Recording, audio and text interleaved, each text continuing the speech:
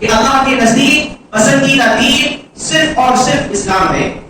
جو چیز اس دن دین نہیں تھی وہ آج بھی دین نہیں ہو سکتی، اور اس دن تک جو چیز دین تھی وہ آج بھی دین ہے.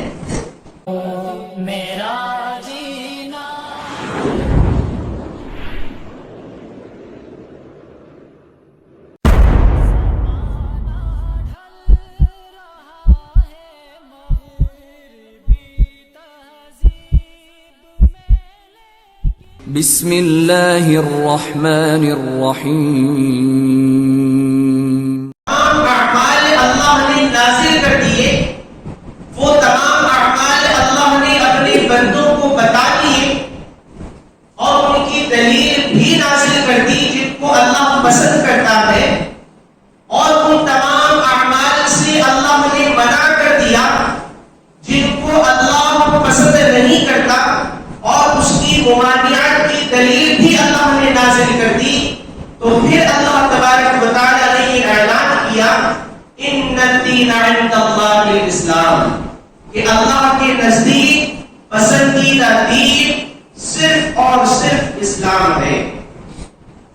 ومن یبتغی غیر الاسلام دینا، اگر کوئی اللہ کے پاس دین اسلام کے علاوہ اگر کوئی عمل لے کر جائے گا فلن يقبل منه، تو اللہ رب العالمین اس کے اس عمل کو قبول نہیں کرے گا. نہ صرف قبول نہیں کرے گا، وَهُوَ فِي الْآخِرَةِ مِنَ الْخَاسِرِينَ، اسلام کے علاوہ کسی اور عمل پر زندگی گزارنے کی بنیاد پر کل قیامت کے دن بندہ آخرت میں نقصان اٹھانے والا ہوگا، خسارے میں ہوگا، اور اسے اخروی نقصانات کا سامنا کرنا پڑے گا. تو معلوم یہ ہوا کہ اللہ تبارک و تعالی نے ہمیں جن جن اعمال کو کرنے کا حکم دیا ہے، جن جن اعمال سے ہمیں منع کیا ہے، وہ تمام کے تمام اعمال منزل من اللہ ہے، اللہ تبارک و تعالی کی طرف سے نازل شدہ ہے. وہ دنیا میں نہیں بنائے گئے، اللہ نے اپنی مرضی سے انہیں نازل کیا، اپنی مرضی سے نافذ کیا، اور ان کی دلیلیں بھی اللہ تبارک و تعالی نے نازل فرمائی. تو انسان کی دنیاوی اور اخروی کامیابی صرف اور صرف اسلام ہی پر عمل پیدا ہونے پر ہے. جس چیز کی دلیل ہے، چاہے عمل کرنے کے اعتبار سے ہو یا عمل سے رکنے کے اعتبار سے ہو، جس کی دلیل ہے وہ اسلام ہے. جو چیز دلیل کے بغیر ہے وہ اسلام نہیں. تو لہذا خلاصہ یہ کہ اللہ تبارک و تعالی نے ہمیں مکلف کیا ہے صرف دین اسلام کا. اور جیسا کہ پچھلے کسی خطبے میں ہم نے امام مالک رحمہ اللہ کا یہ قول ذکر کیا کہ جو چیز نبی صلی اللہ علیہ وسلم کے زمانے میں، یعنی اس دن جس دن آپ نے دین کی تکمیل کا اعلان کیا، جس دن آپ نے لوگوں پر اللہ تبارک و تعالی کی طرف سے نازل شدہ یہ آیت کریمہ تلاوت کی کہ الیوم اکملت لکم دینکم واتممت علیکم نعمتی ورضیت لکم الاسلام دینا، کہ آج کے دن ہم نے تم پر دین اسلام کو مکمل کر دیا. تو امام مالک رحمہ اللہ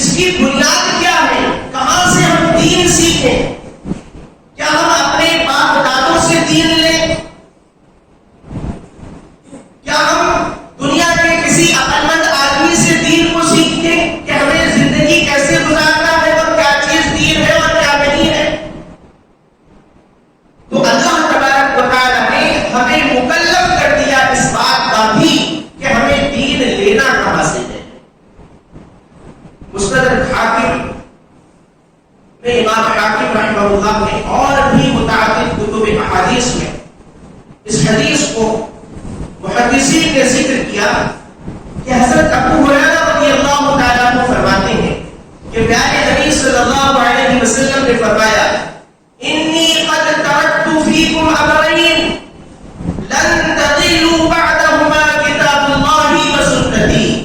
دین کہاں سے لینا ہے؟ اللہ کے پیارے حبیب صلی اللہ علیہ وسلم نے فرمایا میں تمہارے درمیان دو چیزیں چھوڑے جا رہا ہوں اور وہ دو چیزیں ایسی ہیں لن تضلوا بعدہما کہ اس کو اختیار کرنے کے بعد اس کو اپنانے کے بعد وہاں سے دلیل لینے کے بعد وہاں سے عمل لینے کے بعد لن تضلوا تم گمراہ نہیں ہو سکتے. اور وہ دو چیز کیا ہے؟ کتاب اللہ و سنتی. اللہ رب العالمین کی کتاب ہے اور میری سنت ہے.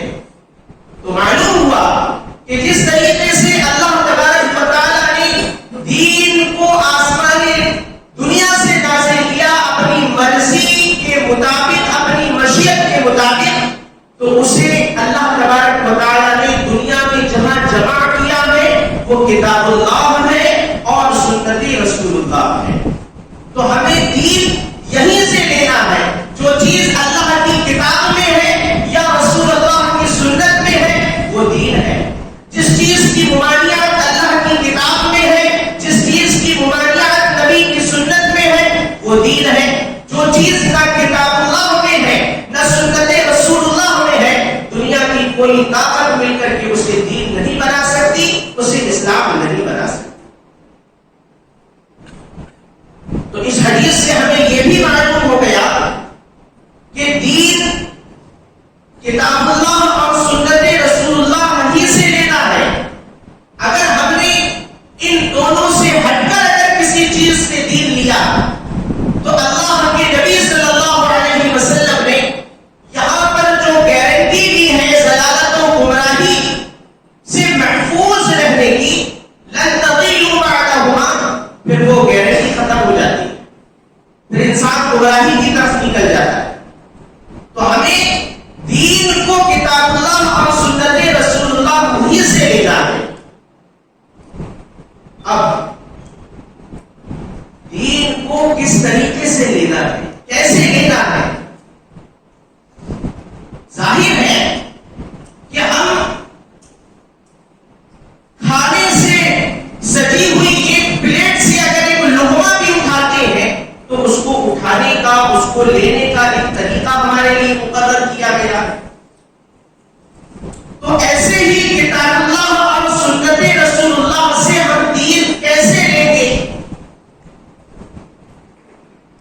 یہ طریقہ بھی اللہ تبارک و تعالیٰ نے مقرر کر دیا. خطبہ مسنونہ کے بعد اب یہاں سے ہمارا جو موضوع ہے وہ شروع ہوتا ہے. خطبہ مسنونہ کے بعد جو میں نے تلاوت آیت کریمہ کی سورہ مائدہ کی آیت نمبر 48 ہے. اللہ رب العالمین نے فرمایا لِكُلٍّ جَعَلْنَا مِنْكُمْ شِرْعَةً وَمِنْهَاجًا کہ ہم نے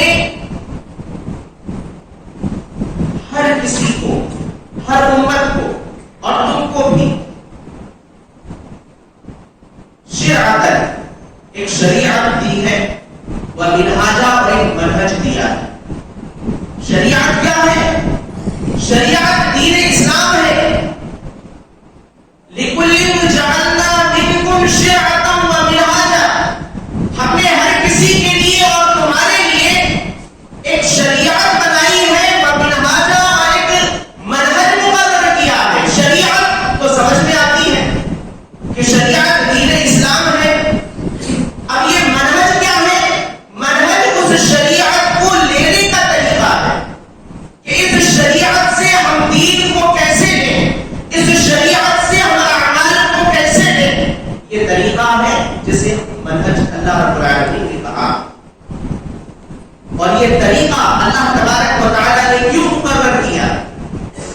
صرف یہ نہیں کہ دین اسلام کو اللہ نے پسند کر لیا اس کے آگے پھر اسی پر بس نہیں کہ دین اسلام کو کتاب و سنت سے لینا ہے بلکہ اس سے آگے بڑھ کر کے یہ کہ کس طریقے سے کس طرح سے کتاب و سنت سے ہمیں دین کو لینا ہے، کیونکہ کتاب و سنت پر عمل پیدا ہونے کے تو دنیا میں تمام کے تمام گمراہ فرقے دعویدار ہیں۔ اصل تو یہ ہے کہ انہوں نے کتاب و سنت سے دلائل، اعمال اور طریقہ کس منہج اور کس طرح سے لیا ہے، اللہ نے وہ مقرر کیا ہے۔ اور یہ کیوں مقرر کیا؟ اللہ فرماتا ہے وَلَوْ شَاءَ اللَّهُ لَجَعَلَكُمْ أُمَّةً وَاحِدَةً، اگر اللہ تبارک و تعالیٰ چاہتا تو سب کو ایک امت بناتا، اختلاف ہونے نہیں دیتا۔ اللہ تبارک و تعالیٰ دین کو اس اعتبار سے نازل فرماتا کہ کوئی اختلاف نہیں ہوتا، کسی کی فکر، کسی کی سوچ، کسی کا طریقہ، کسی کا عمل کسی سے نہیں ٹکراتا، سب ایک ہوتے۔ لیکن یہ کیوں کیا کہ اللہ نے شریعت کو سمجھنے کے لیے اور شریعت کو لینے کے لیے ایک منہج اللہ نے مقرر کر دیا۔ اللہ آگے فرماتا ہے وَلَٰكِن لِيَبْلُوَكُمْ فِي مَا آتَاكُمْ، اللہ تمہیں آزمانا چاہتا ہے کہ تم اس کی شریعت کو کس طرح سے لیتے ہو۔ تو اللہ تبارک و تعالیٰ نے ایک منہج، ایک طریقہ ہمارے لیے دین اسلام کو لینے کا، قرآن و سنت سے دلائل کو لینے کا مقرر کر دیا، اسی کو ہم کہتے ہیں منہج۔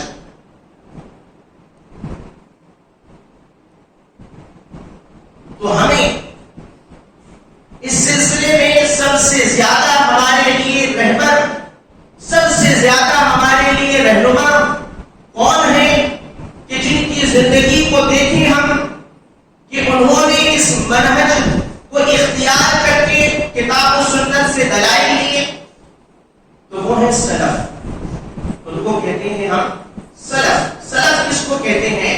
سلف کہتے ہیں السلف کل من تقدم فهو سلف، جو ہم سے اس دنیا میں پہلے گزر چکے ہیں وہ سلف ہیں۔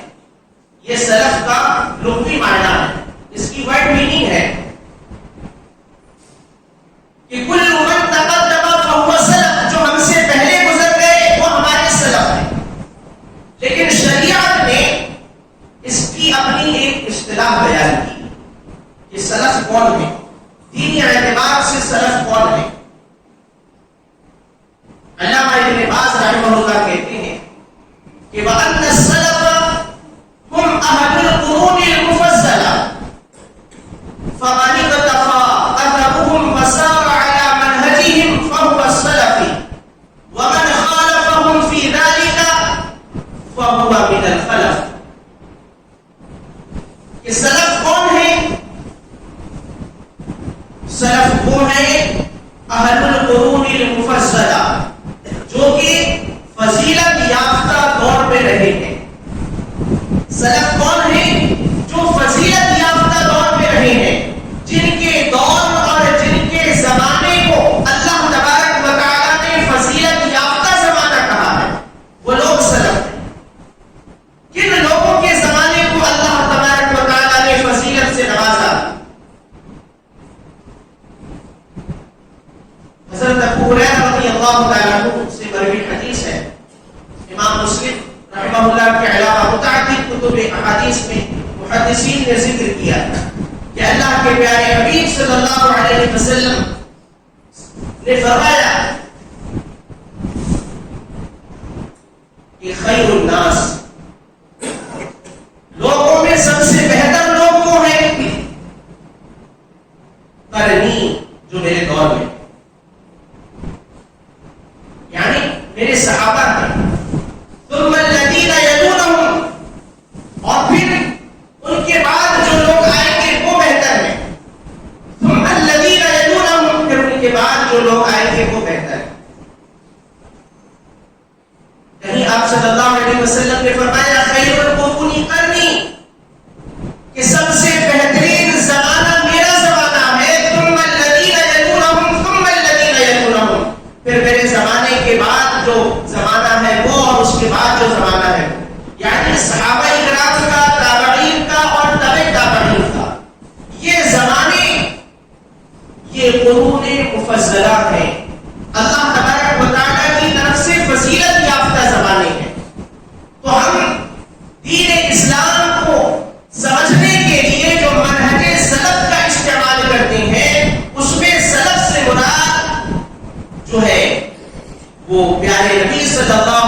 علیہ وسلم کے زمانے کے لوگ ہیں جنہیں ہم صحابہ کہتے ہیں. اس لیے منہج سلف اور منہج صحابہ، کبھی کہتے ہیں منہج سلف پھر کہتے ہیں منہج صحابہ، یعنی اس منہج سلف کے جو سلف مراد ہے وہ صحابہ اکرام رضوان اللہ تعالی علیہم اجمعین کی جماعت ہے. تو علامہ ابن باز رحمہ اللہ کہتے ہیں کہ وَأَنَّ السَّلَفَ هُمْ أَهْلُ الْقُرُونِ الْمُفَضَّلَةِ فَمَنِ اقْتَفَى أَثَرُهُمْ وَسَارَ عَلَى مَنْهَجِهِمْ. کہ سلف کون ہیں؟ جو قرون مفضلہ کے لوگ ہیں.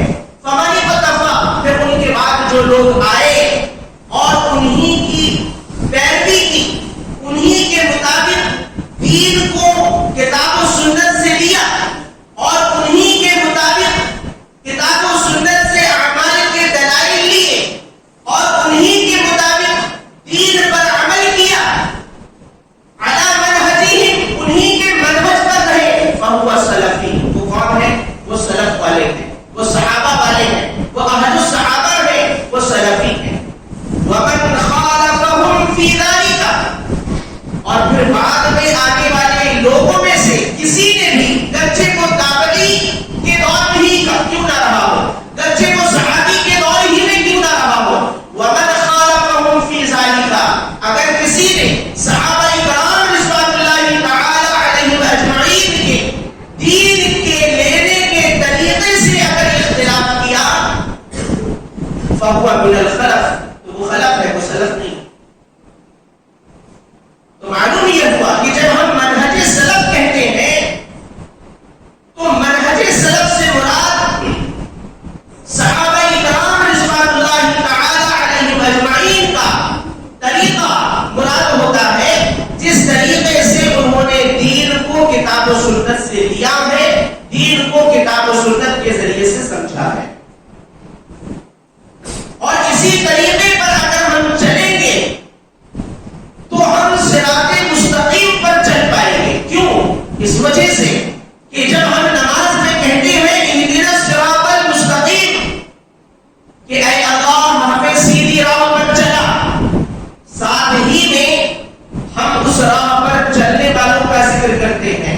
صراط الذین انعمت علیہم، ایسے لوگوں کی راہ پر جن پر تم نے انعام نازل کیا. تو یہ صحابہ کرام کون ہیں؟ یہ اللہ تبارک و تعالیٰ کی طرف سے انعام یافتہ لوگ ہیں.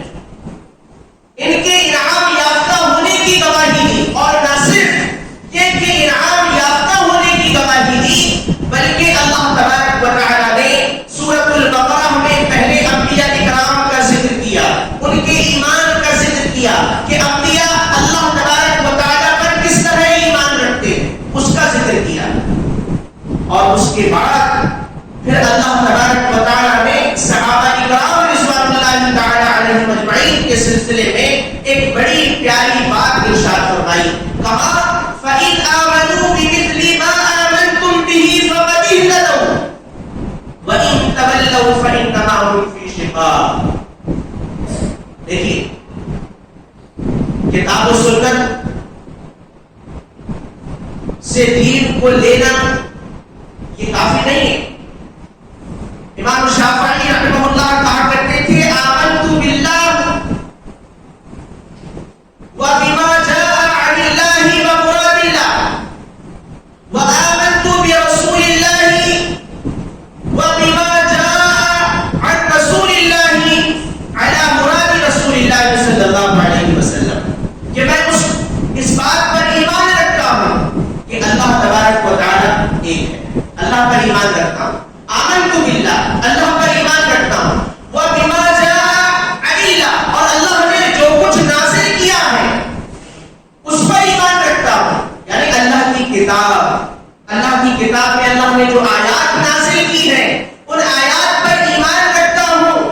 علی مراد اللہ، اور اللہ تبارک و تعالیٰ کی مراد پر، جو اللہ تبارک و تعالیٰ نے ان آیات میں جو معانی مراد لیے ہیں، جو اس کا مفہوم اللہ کے نزدیک ہے، میں اسی مفہوم کے مطابق اللہ کی نازل شدہ آیات پر ایمان رکھتا ہوں. وآمنت باللہ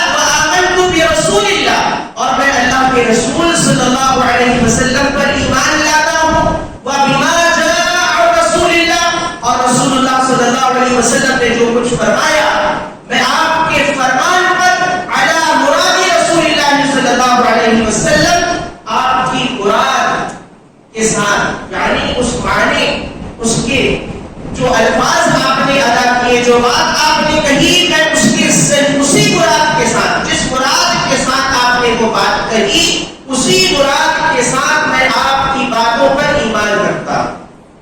کیسے پہنچیں گے ہم اللہ اور اس کے رسول کی مراد تک؟ تو اللہ اور اس کے رسول کی مراد کو سمجھنے والے کون لوگ ہیں؟ صحابہ کرام رضوان اللہ تعالی علیہم اجمعین ہیں۔ ہم ان کے فہم سے، ان کی سمجھ سے، ان کے نظریے سے، ان کے طریقے سے، ان کے منہج سے اگر ہم کتاب اللہ اور سنت رسول اللہ کو سمجھیں گے تو حقیقت میں اللہ اور اس کے رسول کی مراد تک کے پہنچ جائیں گے۔ وگرنہ اگر ہم کسی امام کے فہم سے، کسی بزرگ کے فہم سے، کسی عقل مند کے فہم سے، اگر کسی اپنے آبا و اجداد کے فہم سے یا اپنی عقل کے فہم سے اگر ہم کتاب و سنت کو سمجھیں گے تو ہم گمراہ ہو جائیں گے، چاہے ہم ایمان کے کتنے ہی بڑے دعویدار کیوں نہ ہو، کیونکہ اللہ رب العالمین نے کیا فرمایا؟ فَإِنْ آمَنُوا بِمِثْلِ مَا آمَنْتُمْ بِهِ فَقَدِ اهْتَدَوْا، کہ اے میرے صحابہ جس طرح تم ایمان لائے ہو، پہلے اللہ نے کیا کیا؟ انبیاء کرام علیہ السلام کا ذکر کیا، حضرت ابراہیم کا کیا، اسماعیل کا کیا، اسحاق کا کیا، یعقوب کا کیا، اولاد یعقوب کا کیا، اور پھر فرمایا فَإِنْ آمَنُوا بِمِثْلِ مَا آمَنْتُمْ بِهِ فَقَدِ اهْتَدَوْا، کہ اے میرے صحابہ تم جس طریقے سے ایمان لائے ہو یہ لوگ بھی اگر اسی طریقے سے ایمان لائیں گے تو ہدایت پائیں گے۔ صحابہ کرام نے جس طریقے سے کتاب و سنت سے دین کو لیا اور اس پر ایمان رکھا، جیسے کہ ابھی امام شافعی کا قول میں نے ذکر کیا، فقط اہتدوا تو ہدایت پائیں گے۔ اگر منہج صحابہ کو چھوڑ دیں گے، صحابہ کی طرح سے اگر ایمان نہیں لائیں گے، اور ظاہر ہے جب صحابہ کی طرح سے دین کو نہیں لیں گے تو صحابہ کی طرح سے ایمان نہیں لائیں گے۔ فَإِن تَوَلَّوْا، اگر انہوں نے اس سے اختلاف کیا، روگردانی کی، ہٹ درمی کی، کس سے؟ صحابہ کرام رضوان اللہ تعالی علیہم اجمعین نے کس طرح ایمان لایا، اس طرح ایمان لانے سے اگر انحراف کیا، وَإِن تَوَلَّوْا فَإِنَّمَا هُمْ فِي شِقَاقٍ، تو یہ کیا ہوگی؟ یہ اختلاف میں پڑ جائے گا۔ آپ سمجھ لیجیے اللہ نے منہج بھی متعین کر دیا اور اس منہج کو ہمیں کس سے لینا ہے یہ بھی متعین کر دیا، اور اختلاف کیسے پیدا ہوتا ہے اس کی بھی اللہ نے وضاحت کر دی کہ جو منہج صحابہ کو چھوڑے گا، جو فہم صحابہ سے ہٹ کر قرآن و حدیث کو سمجھنے کے لیے نکلے گا، وَإِن تَوَلَّوْا فَإِنَّمَا هُمْ فِي شِقَاقٍ، وہ گروہ میں بڑھ جائے گا، وہ اختلاف کے چکر میں پڑ جائے گا، اور جب اختلاف کے چکر میں پڑے گا تو جو اہل حق ہیں، جو اہل صحابہ ہیں، جو صحابہ کے منہج پر چلنے والے لوگ ہیں، پھر ان کے خلاف شر پیدا کرنے کی کوشش کرے گا۔ تو اللہ تبارک و تعالی نے فرمایا فَسَيَكْفِيكَهُمُ اللَّهُ، پھر اللہ تبارک و تعالی تمہارے لیے ان کے مقابلے میں کافی ہوگا۔ فَسَيَكْفِيكَهُمُ اللَّهُ وَهُوَ السَّمِيعُ الْعَلِيمُ، اور اللہ تبارک و تعالی خوب سننے اور جاننے والا ہے۔ تو منہج صحابہ کا فائدہ یہ ہے کہ اسی منہج کے مطابق دین کو لینے میں ہدایت کا وعدہ اللہ تبارک و تعالی نے کیا ہے۔ صحابہ کرام رضوان اللہ تعالی علیہم اجمعین کی جماعت ایسی جماعت ہے کہ جس کو ہمارے لیے معیار بنا دیا، جس کے منہج سے ہٹنا اختلاف میں انتشار کا باعث بنا دیا، اور پھر صحابہ کرام کے منہج پر چلنے والوں کے لیے یہ بشارت بھی سنا دی کہ جب اس منہج سے ہٹے ہوئے لوگ جب تمہارے خلاف پروپیگنڈا کریں گے، شر پھیلانے کی کوشش کریں گے، تو اللہ تمہارے لیے کافی ہوگا۔ اسی چیز کی وضاحت پیارے نبی صلی اللہ علیہ وسلم نے ایک حدیث میں کی، جسے امام مسلم رحمہ اللہ اور متعدد کتب حدیث میں یہ حدیث موجود ہے۔ حضرت ابو ہریرہ رضی اللہ تعالیٰ عنہ کہتے ہیں پیارے نبی صلی وسلم نے فرمایا لا تزال طائفة من امتی قائمة على الحق یا قائمة بأمر اللہ لا يزرهم من اخذ من خذلهم حتى يأتي امر اللہ کہ میری امت کی ایک جماعت ہمیشہ حق پر قائم رہے گی. کیسے حق پر قائم رہے گی؟ صحابہ کرام رضوان اللہ تعالی علیہم اجمعین کی فہم سے، صحابہ کرام رضوان اللہ تعالی علیہم اجمعین کے منہج سے جب وہ دین کو لے کر کے چلے گی تو اللہ تبارک و تعالی کا بھی اعلان ہے کہ وَمِمَّنْ خَلَقْنَا أُمَّةً يَهْدُونَ بِالْحَقِّ وَبِهِ يَعْدِلُونَ. ہم نے جو بھی کچھ لوگ پیدا کیے ہیں ان میں ایک جماعت ایسی ہے جو حق کی لوگوں کو دعوت دیتی ہے، حق کی ہدایت کرتی ہے اور حق ہی کے ساتھ فیصلہ کرتی ہے. یہ جماعت جو صحابہ کرام رضوان اللہ تعالی علیہم اجمعین کے منہج کو لے کر چلنے والی ہے، وہ قیامت تک کے رہے گی تسلسل کے ساتھ. کوئی زمانہ کوئی وقت ایسا نہیں رہے گا کہ دنیا اس جماعت سے خالی ہو.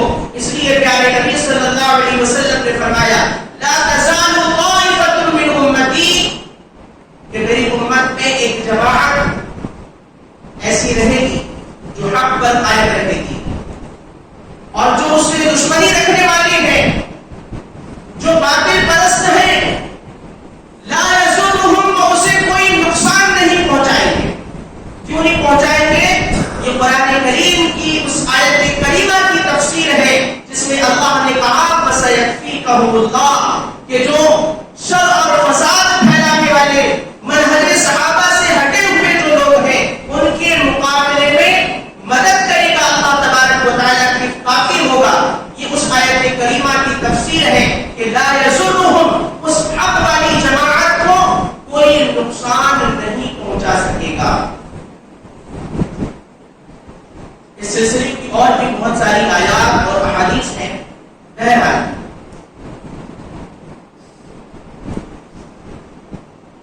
صحابہ کرام رضوان اللہ تعالی علیہم اجمعین کے منہج کی ضرورت ہمیں اس لیے ہے کہ یہی منہج ہمیں صراط مستقیم کی طرف لے جاتا ہے. اس منہج کی ہمیں ضرورت اس لیے ہے کہ کسی منہج پر عمل کرنے کی وجہ سے اللہ تبارک و تعالیٰ نے ہدایت کا وعدہ کیا ہے کہ تم اس منہج اور اس راستے سے دین کی طرف جاؤ گے تو ہدایت پاؤ گے. اور اس کا فائدہ یہ ہے کہ اللہ تبارک و تعالیٰ کافی ہے ان لوگوں کے لیے جو اس منہج کو فالو کرتے ہیں، جو اس منہج کے مطابق دین کو سمجھتے ہیں، دین کو لیتے ہیں. اس کو اگر ہم چھوڑ دیں تو کیا نقصان ہوگا؟ اگر ہم دین کو کتاب اللہ سے نہ سمجھیں اور کتاب اللہ کو ہم فہم صحابہ سے نہ سمجھیں تو کیا ہوگا؟ اللہ رب العالمین نے اس کے نقصان کو اور اس کی سخت وعید کو جو ہے واضح کر دیا. اللہ رب العالمین نے فرمایا وَمَن يُشَاقِقِ الرَّسُولَ اور وہ لوگ جو رسول سے اختلاف کرتے ہیں مِن بَعْدِ مَا تَبَيَّنَ لَهُ الْهُدَى اس کے باوجود کہ ہدایت ان کے سامنے آ گئی ہے، ان کو معلوم ہو گیا ہے کہ حق کیا ہے، باطل کیا ہے، سنت کیا ہے، بدعت کیا ہے، اللہ کا فرمان کیا ہے، نافرمانی کیا ہے، دین کیا ہے، اس کے علاوہ کیا ہے، حق واضح ہو گیا.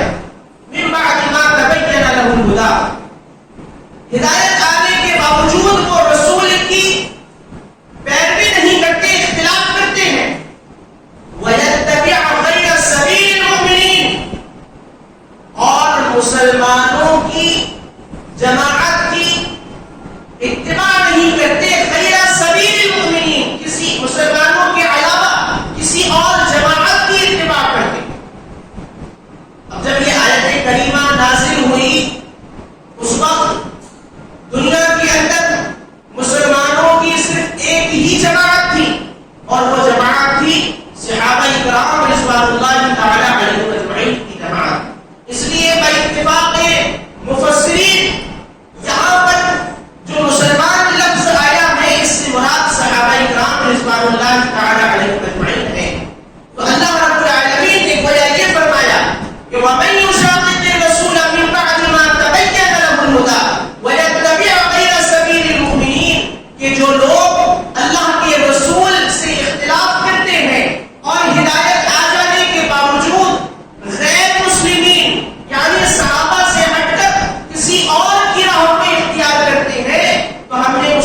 یہ فیصلہ کیا نولیہ ما تولا کہ وہ جس کی راہ کو اختیار کرتے ہیں ہم اسی کی راہ پر انہیں لگا دیتے ہیں.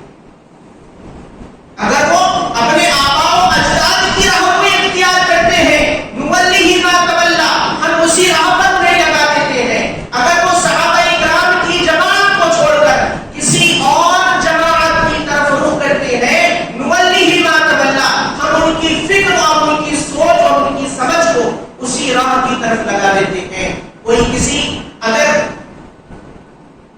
نبی صلی اللہ علیہ وسلم کی مخالفت کرتے ہوئے صحابہ کرام کی راہ کو اگر چھوڑ کر کے کسی امام کی راہ کی طرف نکل پڑے نولیہ ما تولا ہم اسی کی طرف اسے لگا دیتے ونصلیہ جہنم اور نتیجتاً اس کا ٹھکانہ جو ہے وہ دوزخ ہے وساءت مصیرا اور دوزخ بہت ہی برا ٹھکانہ. تو معلوم کیا ہوا جس طرح اللہ نے ایک ایک عمل کو اپنی پسندیدگی کی مہر لگا کر کے اسلام کی شکل میں ہمیں دیا اب اسے نبی صلی اللہ علیہ وسلم کے بعد ہمیں کہاں سے لینا ہے یہ بھی اللہ نے مقرر کر دیا اور کس طریقے سے لینا ہے اللہ نے یہ بھی متعین کر دیا. تو جو اسلام ہے ہم اسی کو اسلام سمجھیں. جو اسلام میں جو چیز نہیں ہے جو چیز اسلام نہیں ہے ہم اسے اسلام کا نام نہ دیں. وہ بدعات ہے خرافات ہے اور اگر وہ چیز بظاہر کتاب و سنت میں ہمیں دکھ رہی ہے تو پھر ہم اسے منہج صحابہ پر سمجھیں کہ آیا صحابہ کرام نے اس سے یہی مفہوم لیا ہے کیا اس سے یہی معنی مراد لیا ہے کیا اس سے یہی مطلب لیا ہے اور اس پر ایسے عمل کیا ہے. اگر نہیں تو وہ ہمارے لیے ہدایت نہیں ہے وہ گمراہی ہے. ہمیں اس سے بچنا چاہیے پرہیز کرنا چاہیے. تو ہم کوشش کریں کہ دین کی راہ پر چلنے میں ہم منہج صحابہ کو اختیار کریں منہج سلف کو اختیار کریں. دین کی ایک ایک بات کو سمجھنے میں ہم صحابہ کرام رضوان اللہ تعالی علیہم اجمعین کے فہم کو لیں. اس طریقے سے ہم دین کو سمجھیں گے دین کو لیں گے اس پر عمل کریں گے تو انشاءاللہ تعالی ہم ہدایت پر ہوں گے. اللہ رب العالمین سے دعا ہے اللہ رب العالمین ہمیں علم و عمل کی توفیق عنایت فرمائے. اللہ تبارک و تعالی ہمارے دلوں کو ایمان سے منور فرما. رب العالمین ہمیں نیکیوں کی طرف ہماری دلچسپی ہماری رغبت پیدا فرما. رب العالمین ہماری تمام گناہوں سے درگزر فرما. جب تک ہمیں دنیا میں ایمان و عمل پر رکھ اور اسی پر ہمارا خاتمہ فرما. آمین یا رب العالمین.